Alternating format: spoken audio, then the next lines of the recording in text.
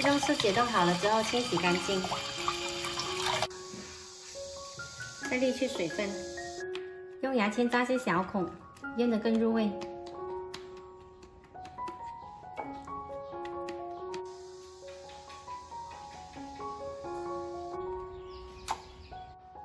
准备一头大蒜，把它打碎，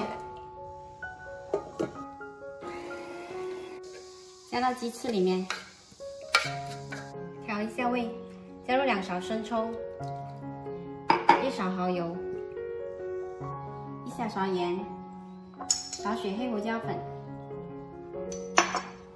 再来1勺淀粉，抓均匀，腌制30分钟。鸡翅腌好了之后，加入50克面粉，20克清水，搅拌均匀，放着备用。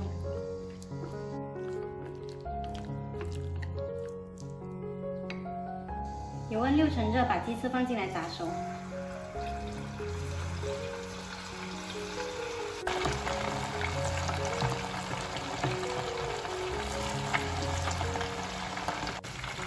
全程用中小火炸，才不会外面炸焦了，里面还没熟。大概炸5分钟就熟啦。鸡翅炸熟了，看起来它是鼓鼓胀胀的。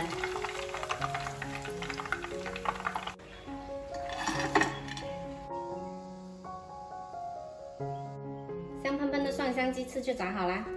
家里小孩多，我一次炸了20根。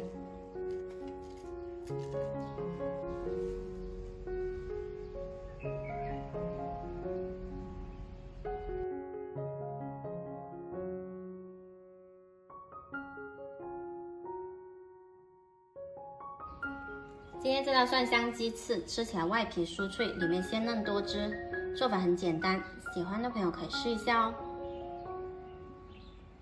发一个给大家看一下。